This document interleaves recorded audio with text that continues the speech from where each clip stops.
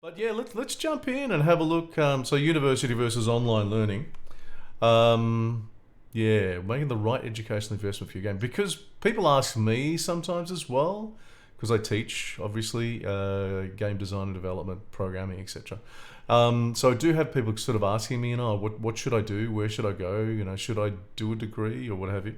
Um, and then there's also we didn't mention, but obviously I think two of you, Sam and Charlie, did software engineering, and Fraser did game design, and they can be very different beasts as well. We won't go into that at the moment, but those two courses can be quite different. So we'll talk about that. Um, oh, hello. Uh, why, oh, why? Here we go. So now this is what I've put together here. This is kind of for US or world. It is more US focused. But what we can see here, so the current reality as far as the industry goes, portfolio quality trumps credentials. So 68% of studios prioritize skills over degrees. I'm surprised it's not more than 68%. Who's the not 68%? Who's the 32% that actually prioritize degrees over skills? Maybe the big ones like Ubisoft, EA, they may focus more on credentials.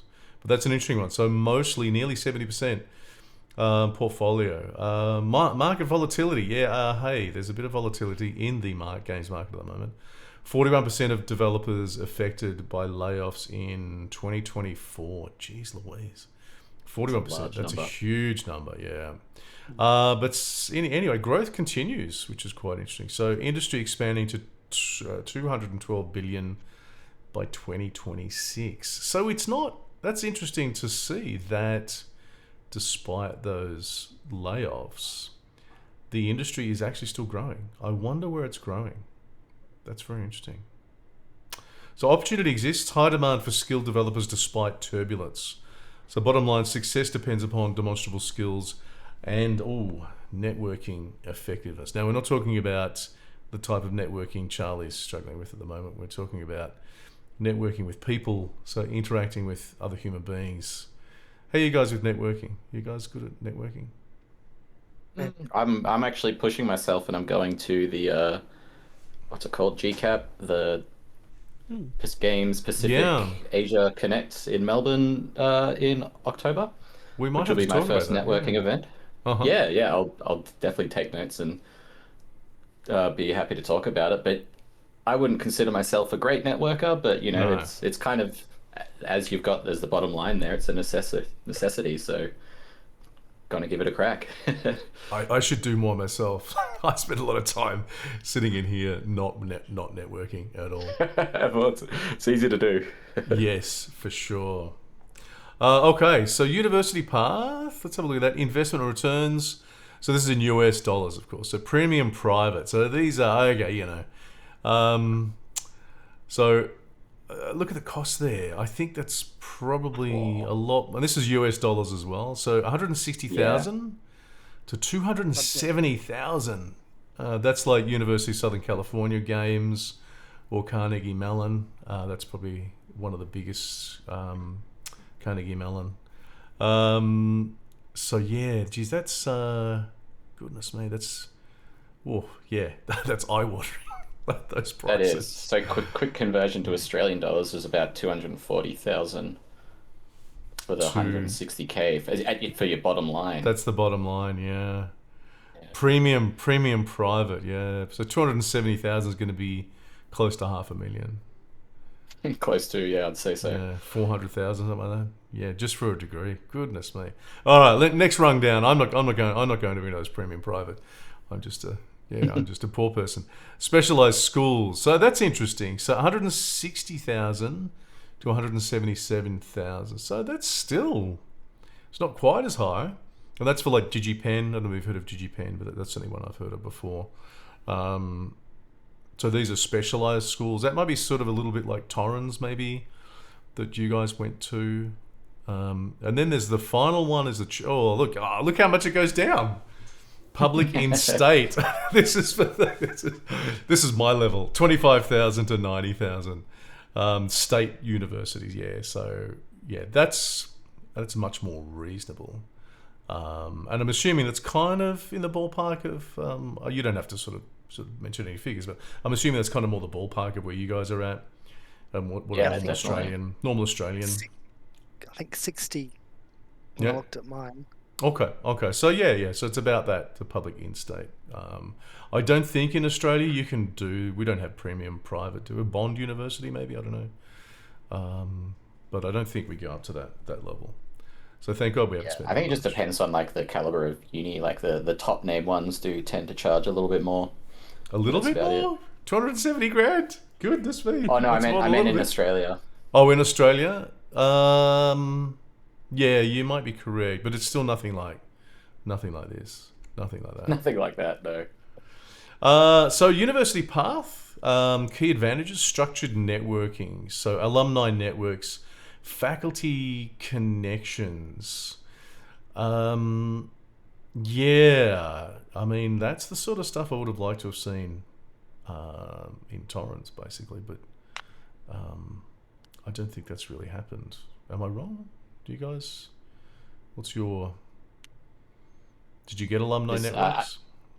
No, not really. I feel like yeah, Torrens fell flat a lot with its sort of structured networking, Hmm. and that was a common complaint to every other sort of person in my classes that I would discuss over. There's no sort of events or things specific Hmm. for our courses and whatnot. Not to mention, Apart from our weekly stream. Yeah. I've not to made mention them closing down a more sort of accessible networking solution like Discord in favor of Microsoft Teams. Oh, Yeah, that. that Teams. really broke it for me. You weren't the only one. Yeah. So it's a pity they don't have some sort of alumni Discord server. I don't quite know why they don't do that, but yeah, that's a bit of a bummer. Sam, sorry, you were saying something? I think over the entire degree, I may be kept in touch with 2 to 3 other people, former students, but Yeah. not. Apart from that, there wasn't really any sort of central place to go for events and Particularly teams was- online. You guys all did it online as well, didn't you? Yeah, Yep. Which I think is even harder. I mean, if you're going into class and talking to people, that's if you're not doing that actually makes it a bit harder as well. What about the next one? There was a sort of an internship program, wasn't there? But I think a lot of them they weren't because of the industry here in Australia. It's very hard to get internships actually in a games company. Did you guys do that? Yeah, well, I searched for my own one, could not find it, Mm, just because of lack of, things. And the one we did for when I did the unit was not games at all. It wasn't games related. We did a VR experience for the Adelaide sort of, what was it, the Dark Sky Murray River Reserve, I think. right. Okay. okay. And which was actually really cool to work on. It wasn't a Yeah. game, but it was still like an interactive experience and really fun. And then we also had to make an app for them. So it was very out of sort of the ballpark for a lot of people. Like I luckily got put on the VR team and not the app team because I've got no interest in building apps. Yeah, for sure. But yeah, Yeah. I'm not sure what other people's experiences are. Like, what did you guys do for your internships? I just had work integrated learning. Mm. That's I the one. was That's the interest- one we're talking about, isn't it? That's That's that's internship. it. Yeah, Yeah. that was just So making a small game demo for a private company who wanted a learning philosophical sort of ethics learning environment game for teaching a specific topic. That actually seems pretty good. I did that. yeah, that's not bad. Still Yeah. the game Was environment. it good? Was it Yeah. good? Yeah, it was good. Our topic was getting even, which we had was like a noir 2.5D project where you played the role of a detective koala hunting down who ruined like someone's pie. Who ruined someone's pie? Okay, sounds great. It sounds really good. What about you, Fraser? We got involved in the Torrens Billy Blue Design School rebrand. So it was a little bit of a like, here's a design brief, make a game, and I think a lot of us were under the impression that our games would be shown off through this sort of rebrand, but never came to fruition. And checking in on Billy Blue, it's all there's no mention of games. The closest is like 3D animation and 3D design. So it's like, yeah, and that's then, unfortunate. yeah, I mean, I was pretty happy with our game. I think technically parts of it would still be under NDA, but I'm like, they don't seem to be. The rebrand has come out, so Yeah. but yeah, Was so sorry, continue. I'll ask my question. I was just saying, it was just that it ended up being it was a cool concept, the idea of creating like a online game which would act like a social space for students, and facilitate sharing and posting art, whether that be like 3D, 2D, and just sort of acting like a social space for online students. Nice. Was there, because a friend of mine who was doing uni at the same time as me, but she had a bit more to do before we finished, said she had to do a similar thing for that subject, had to do with like the branding. I think it might have been just for Torrens rather than Billy Blue though. But I'm just wondering if it was the same project. My memories are, she was saying, it's sort of like this little first person experience where the world's really highly interactive and you sort of walk around and just sort of cause as much chaos as you can. Does that sort of ring familiar to you? Yeah, I think same design brief. But I don't think we were working on the same project. Okay. All right. Well, so it sounds like there's a bit of that going on. Maybe not quite what we want, but that sounds pretty good. Compared to sort of what was in some of the marketing material for signing up for the degree wasn't quite the same by the time I got there, but you know. We've got a comment. We've got a comment there. It's Crash Test Butter searching for jobs related to the topic here in Germany. Okay, for mobile games. So you're searching for jobs in the games industry. Is that what I'm reading there? Not quite sure. Mobile games are 3D artists. If anyone has a job in Germany, I do often see job listing for mobile games. That's for sure. Oh, okay. So looking into the market, yeah. I think I'm not sure what Germany's like compared to Australia. Australia's pretty bad right at the moment, but I think Europe's a little bit better. I was getting sick of searching game design and getting like gaming, so gambling, slot machines. I'm like, that's really the last one. And then one time I got a job for some sort of like army thing, and I was like, this simulation? is not what I want. Was it simulation? I don't remember.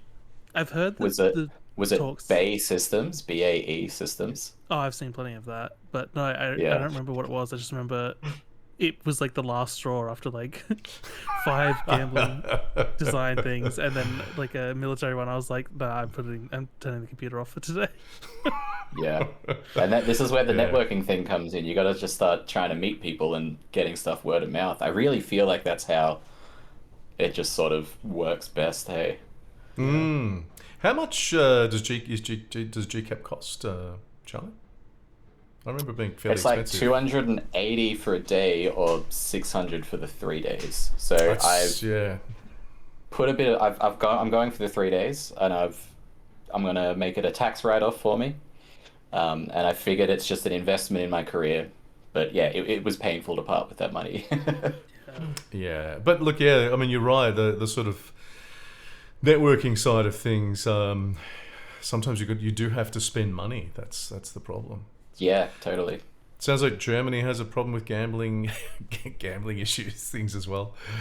Crash Test Butter saying there. So yeah, the searching for game developers and coming up with gambling sites. Bummer. Maybe that's just what we all need to do. Become slot machine designers. No way. I just Anyway, let's carry on. Systematic mentorship, industry connected professors. I don't know whether I mean, obviously that's good to have that sort of thing. I'm not too sure how much we had. I think we used to have more of it in Torrens. Yeah. I'm not Yeah, sure. I feel like a couple of my teachers had, some industry connections. But I feel like there wasn't too much opportunity, to really being online, get to really know a lot of the teachers.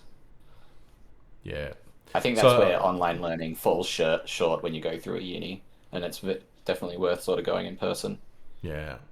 And the next one's immediate job placement. Well, that's just not going to happen in Australia right at the moment. It might have Yeah. happened 2 years What? ago, 2 years ago potentially. I mean, didn't Charlie? Didn't you left and got a job, mate? Yeah, but You that did had that. nothing to do with uni. No, but it was the press. It was the prestige. It was the prestige of getting out. I'm sure. It was the weirdest thing. It was like a friend of a friend who knew someone else who needed Yeah. an extra programmer, and I was like, "All right, give me their number," and we just chatted. And he said I sounded cool. Doesn't matter what I know, I'll teach you. And I went, "Sweet, let's go." Right. That's actually pretty good. Yeah. That's exactly what you want. Yeah, it was. Um, Yeah.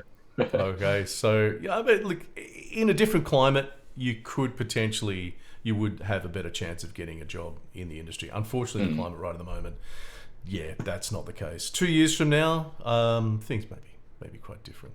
So I guess yeah, having having a university degree as a graduate is going to potentially give you a job in in like a double A or certainly triple A thing, as a junior for sure. You got much more chance, I think. Yeah.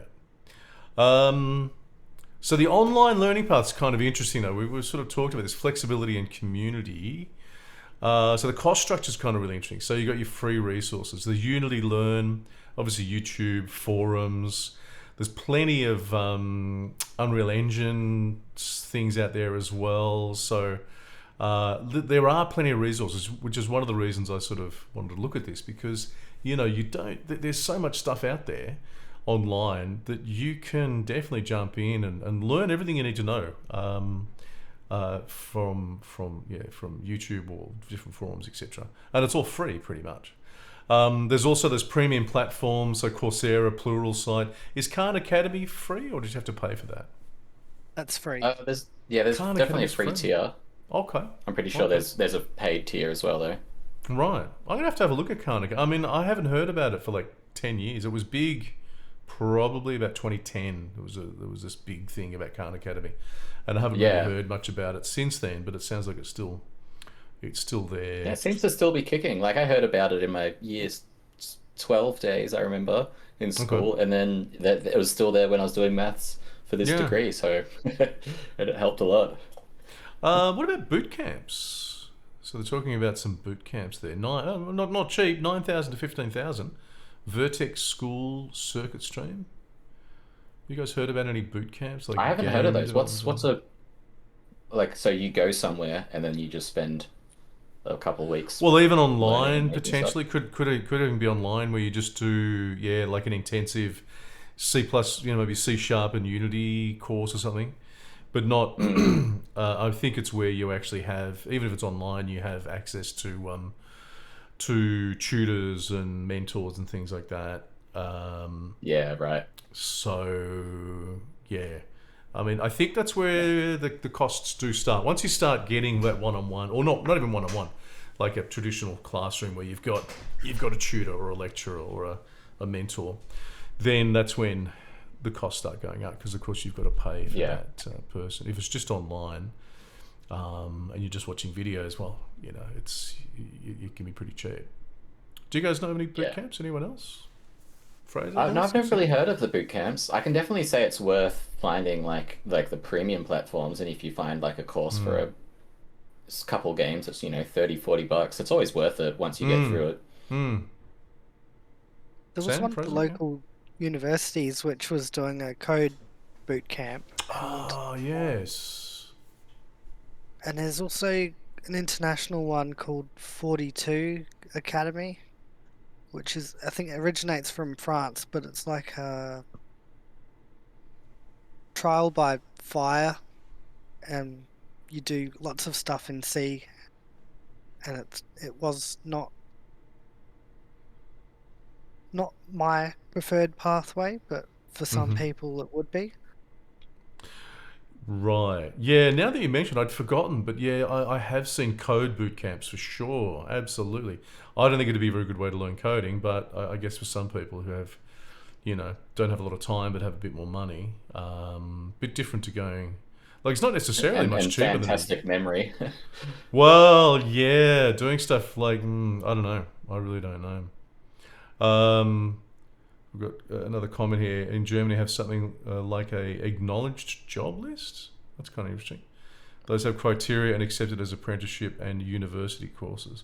Oh, okay, that's interesting. I think Germany's a lot more structured than Australia. I think in Australia we're pretty relaxed mostly. Game dev is one of those, and it is okay. And going the online course is usually not that highly regarded. Yeah, from employers. Yeah. That doesn't surprise me. I think Australia's a little bit more relaxed and laid back. Yeah, I guess that's where the university degree, trumps it a bit because, like Crash Test Butter is saying, not all employers will see, maybe a boot camp certification and go, oh, that's what we need, or they'll more likely go like, yeah, maybe. But let's wait for the end of this stuff because it's quite interesting. It's quite interesting to see sort of what happens. So key advantages to online learning. So ultimate flexibility, of course. If you're working full time or whatever, you learn at your own pace.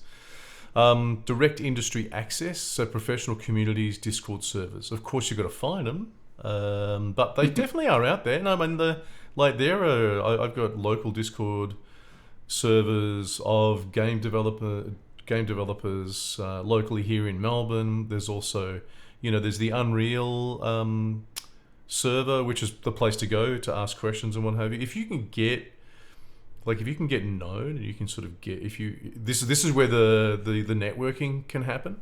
If you're on a Discord server and you're actually, you're engaging and you're answering questions and you're talking to people, to me, that's a place where you can absolutely get work coming out of that with a bit of work, a bit of sort of effort and stuff going into it. So I'm sure Unity would have something similar. Specialized focus as well, so you can focus on what you want to do, target specific skills, specific engines, whichever ones you want to do. Lower financial risk, minimal upfront investment. So I guess here in Australia, we've been talking about HexDebt. HexDebt is the government-funded loan scheme for education. So it's kind of, and you only pay that off when you're earning a certain amount. Yeah. Mm-hmm. Yeah. Yeah. So you have to be earning, I don't know how much it is now, but I'm assuming, 50, 60,000 before you start paying that off? Just changed it, right? Did they? Do you know what the figure is now? Pulling it up. Did they increase it or lower it? I feel like it was like 55 last time I looked at it. Maybe it's gone up. Which is not a huge amount to be earning, to be honest. 55. 67 potentially. 67. Okay. Right. Yep. Okay. So that makes it a bit easier, I think, in a country like Australia. If you're maybe in the US, I don't, obviously it's a bit different over there depending where you are, and I think even what state you might be in. The other hack for HexDebt is that it doesn't get passed on when you die. So. All right, so you can just. So stay poor all your life, never pay it off. And... Yeah. I think I'd rather earn money and pay it back. Yeah, just another option. Sure, if you really want to. So there's a reality check here. So self-discipline required. Only 5 to 15% tend to be the completion rates of free resources. So that's an interesting one. It doesn't surprise me. It's like having a free event. Have you ever noticed, like, either if you're going to a free event or if you're organising a free event, quite often a lot of people will not turn up because they don't have to pay anything. Whereas if you even charge people for like $5, they'll turn up because they've paid something for it. So it's quite interesting that completion rate for free resources. Yeah. Also timeline. Yeah, timeline. I think like you were saying, Charlie, if someone is very motivated, then they're going to be able to get a job much faster. So 6 months to 4 years for job readiness. Like I've seen, particularly in games, you get students who've played a lot of games and they're really enthusiastic. I think, if you get someone like that, a couple of years, they could potentially be ready. So I think there's options there. It's quite interesting. I'm thinking about this, going through my mind, how much is out there? So career outcomes comparisons. So this is quite interesting. So university grads, 0 to 18 months in a different, if the environment was different to what it is right now here in Australia. Self-taught 6 months to 4 years, varies by dedication. 6 months is pretty good. Gee, that's actually not too bad at all. Yeah. Salary progression as well. This is quite interesting. So entry level university grads, 50 to 85k. That's a very big spread. That's very big. Slight premium for university grads. Mid level, 3 to 5 years. Oh, hang on. That's comparing entry level. So 50. Okay. So 50k self-taught, 85k. That is one of the things. If you're going for a job at a large company, I'd say, and this goes for any profession, if you have a degree, you always get extra. You always get more money. That's just the way that it works. If you're going for a job at, like a small group of indie developers, you're one of 4 or 5, would make a difference. But then again, you're probably not going to be paid as much. So yeah, that's just across the board. One of the reasons for having and in fact, having a university degree, even if you don't go and end up in games, if you go and do something else, programming somewhere else, or using your design skills somewhere else, you can still get a job, and because you got that degree, you're still getting the extra sort of premium for having a degree. So that still is the case. So mid-level here, 3 to 5 years, 75k to 125k. And then senior level, 100k to 150k. So skills-based, not degree-based. So that's interesting. So that's senior level. It's sort of saying it doesn't really matter whether you have a degree or not. It's your level of skill that is the factor there. And the final thing, the success factor, portfolio quality, networking effectiveness matter more than education path after 3 to 5 years. Yes, I would say, particularly in games, that is definitely the case. You may recall that I did emphasize having a good portfolio, perhaps. Mm. Yes? No? Yep, definitely. Yes. Yeah. I did. Portfolio is kind of everything, so having a portfolio there. But yeah, look, having the degree, that's one of the things that I would say is that when you're starting out particularly, and if you're in a large company, like if you go for a job at a bank or anything like that, you just get extra, you do get a premium. And sometimes you can only progress to a certain amount having a degree as well. So, so Crash Test Butter say skill-based payment is universal for programmers. It might depend. I mean, I'm not in Germany, Crash Test Butter, but it might depend on whether you're going for a large company or a smaller company as well. I have a feeling the corporates still give you a premium, unless maybe you've got 10 years experience or something like that. But yeah, I think there's good. That's one of the good reasons to go for the degree outcome. So game programming, yeah. So there's a bit of a difference here compared to excuse me, to design. So again, this is US dollars, 69,000 to 115 entry level. Oh, excuse me. 150,000 to 300,000 senior. So that's programming. Key skills: C++ for AAA, C# for Unity, specialization focused. Portfolio needs. Here we go. Is this so we've got here 2 to 3 completed games, clean source code, technical docs. Does that sound like what you were expecting? In a portfolio? Yeah, more or less. the technical docs I don't know about. You definitely want to be showing some of your code as a programmer. Sam? And the 2 to 3 completed games, yeah, for sure. I feel like having those completed titles is like such a necessity for people to really consider your portfolio. How many have you got now? Complete. Well, I've got nothing shipped, which means 0. I've got completed small projects and stuff which I have up there, but Well, so nothing shipped. That's interesting. We did, because it doesn't mention shipped here as well, but I do see that in job ads. Shipped. everyone shipped I've talked games. to, like in a professional standard, they pretty much have just said, yeah, we want to see shipped games. Small projects are cool. They show your passion, and your creativity. Yeah. But whether you can see things through and do the full 9 yards, at least that's what I've been told, and the impressions that I get. Yeah, I feel like I've seen the same sort of talk. About shipped games, yeah. Yeah. So, game design, a little bit different. So you can see the difference in salary range there. 67 to 95k, typically lower than programming. Key skills: systems thinking, creative vision, basic scripting. Portfolio needs. This is a bit different then, isn't it? Design documents, playable prototypes, iteration, evidence. So that's a big difference from like 2 to 3 complete games. That's seems to me like the design people get a much easier play of things, don't they?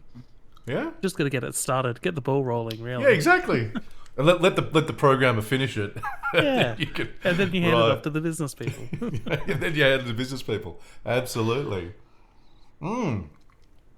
That's interesting. But yeah, we've said, Fraser, you and I think we've spoken a number of times about design not really being a mature discipline.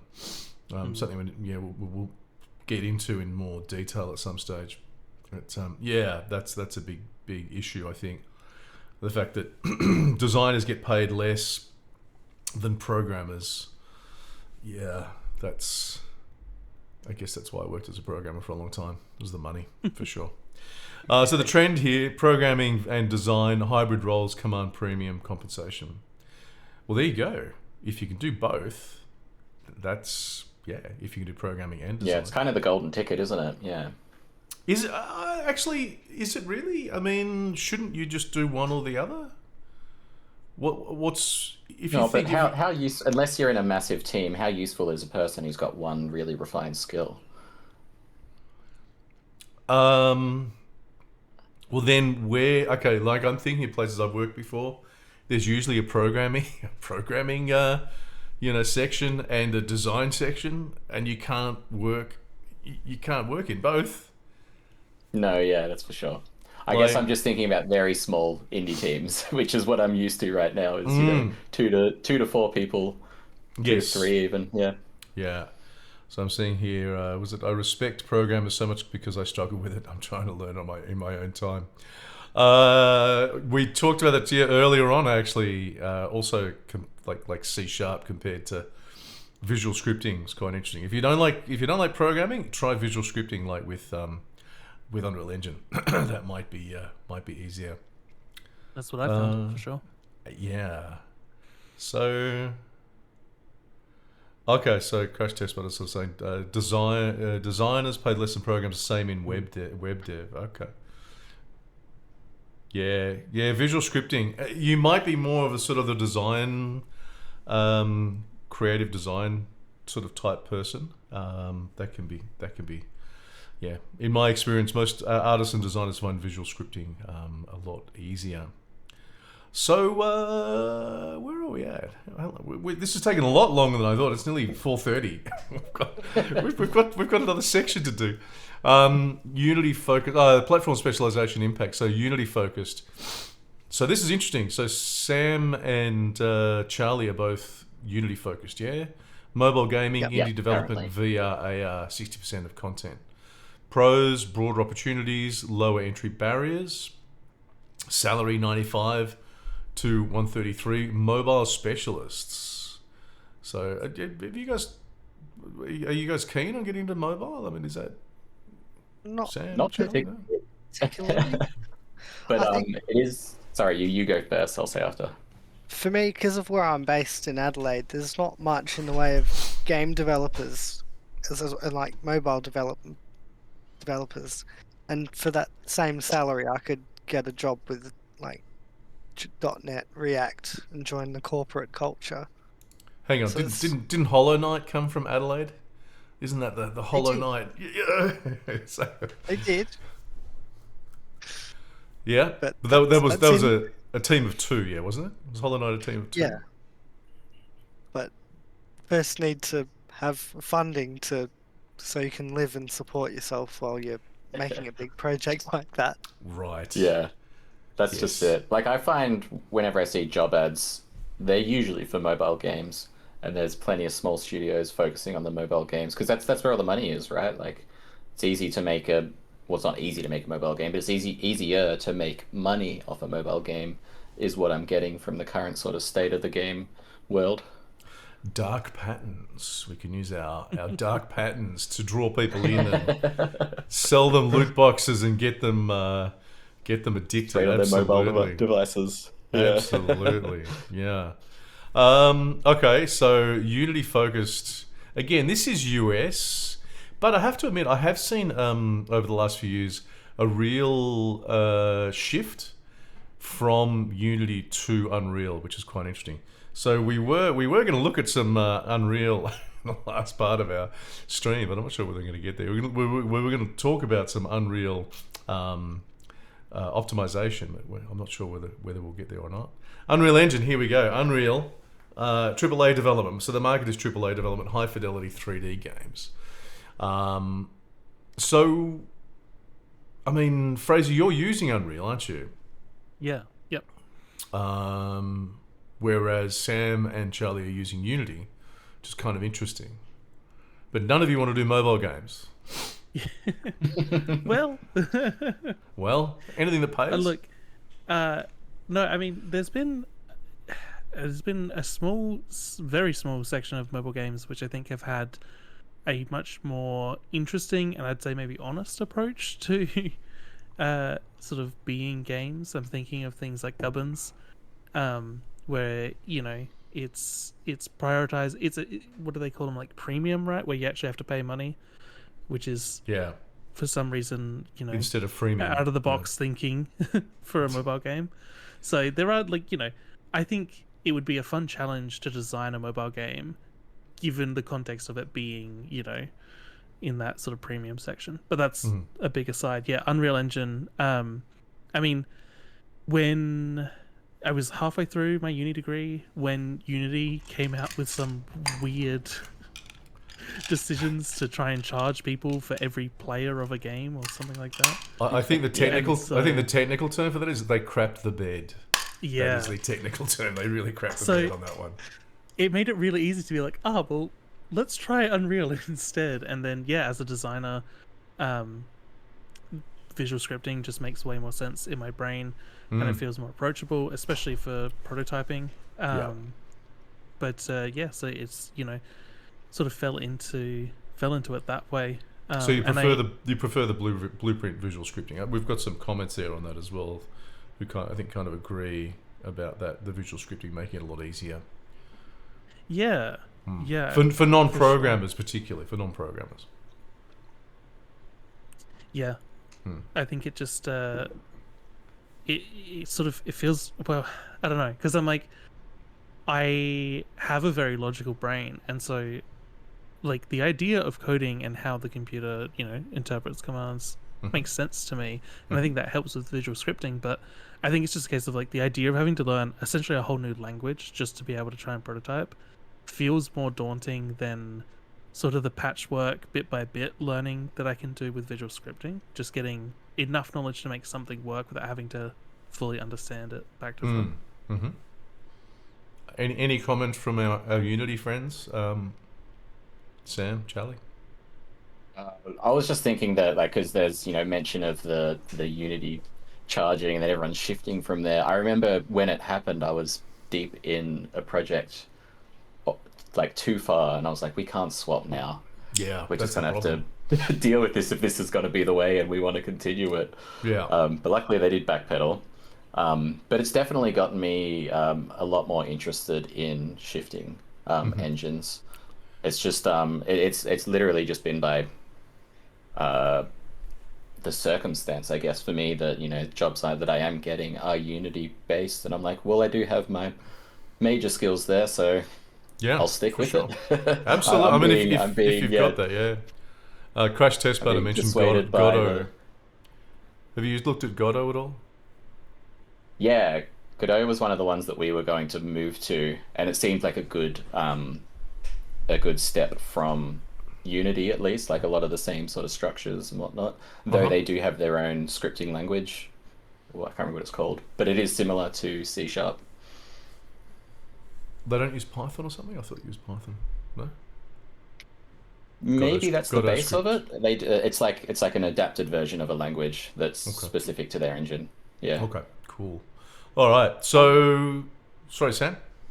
I'm a bit of a weird one where I like punishing myself and do want to learn OpenGL and have a crack at my own. Oh man, OpenGL. Ouch. So you want to write your own game engine, Sam? That's what you're telling me. That's Monday. One day. Yeah. Takes a long that's time. awesome. That's tough. It's a tough path. It used to be, in my opinion, at least. It used to be the rule like 12, 15 years ago. You had to. There was no choice. Yeah. You had to pay $1 million for an Unreal 2 engine license. Like it was just completely unaffordable.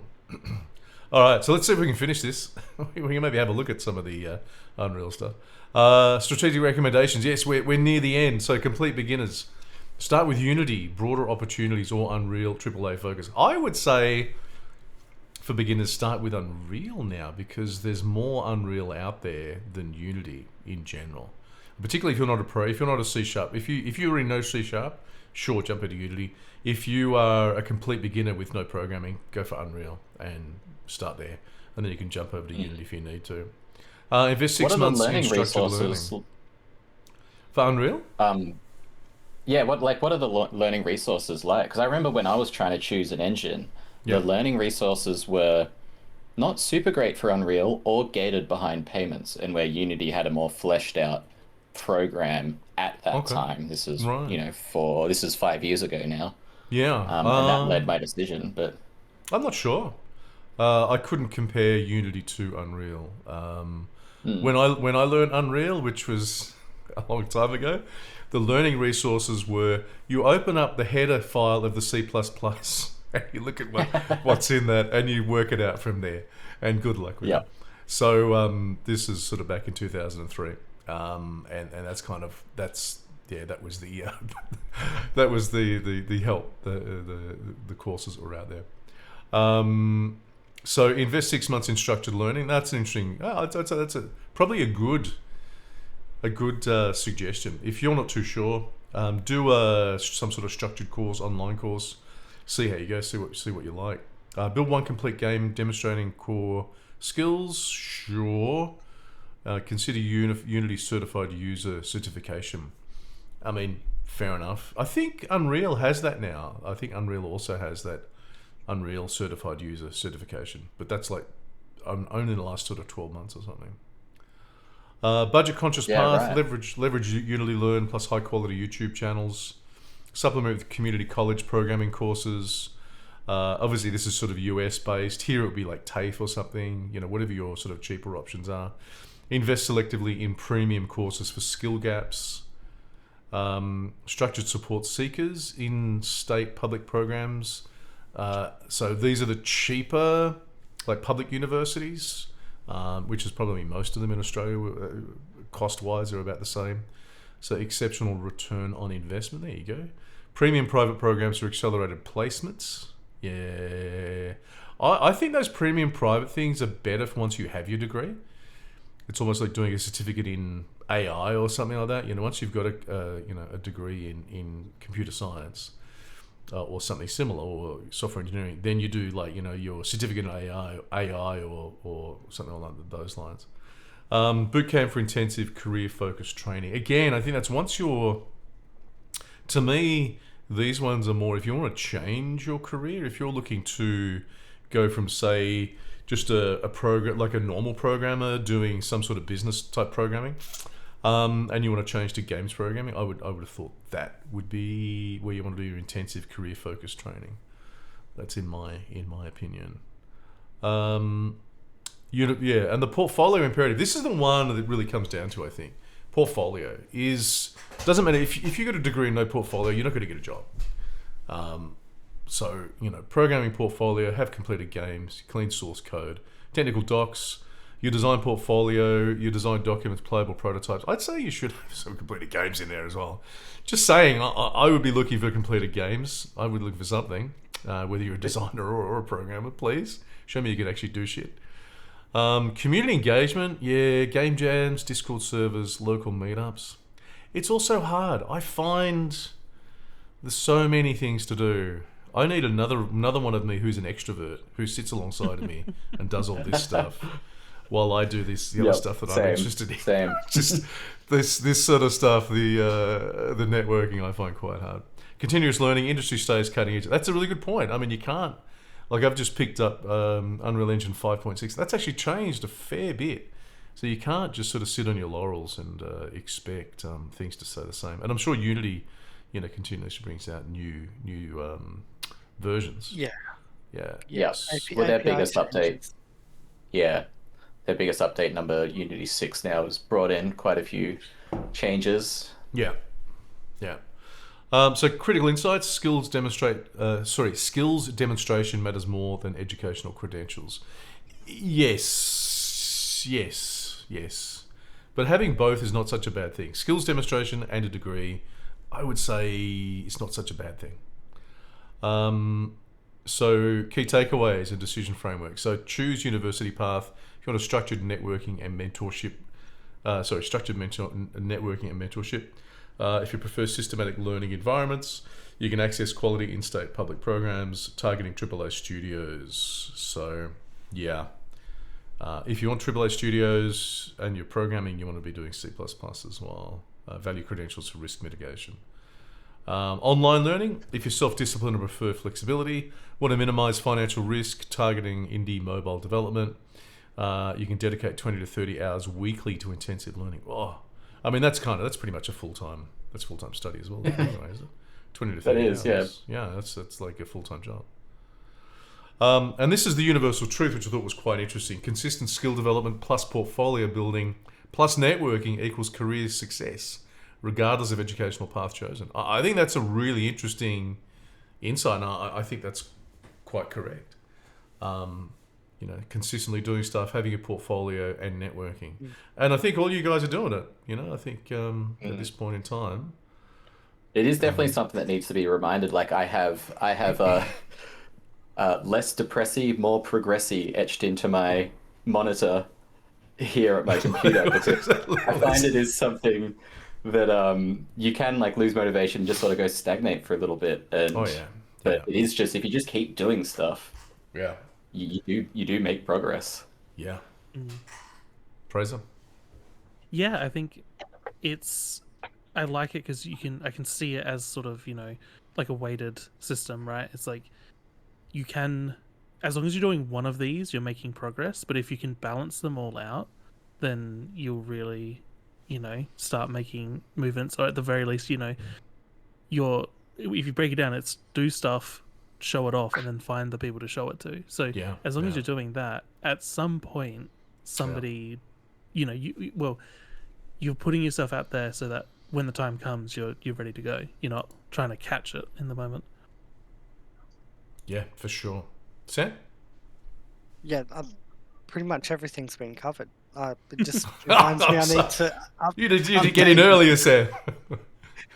Just made. One thing I'll say is that I need to update my portfolio site from my capstone, and. You mean you haven't updated your portfolio site yet, Sam? Didn't we talk about this just a few weeks ago? I mean, you've got your Rich.io page, so that's part of your portfolio site, yeah? Yeah.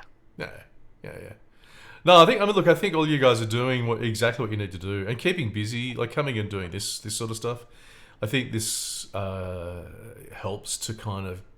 This is part of. I guess this is sort of part of networking, even if it's just hanging out with other game developers and talking shit like we kind of are. I mean, I think that's useful just to kind of keep focused and know what's sort of absolutely. going on and everything. Yeah. So, so there we go.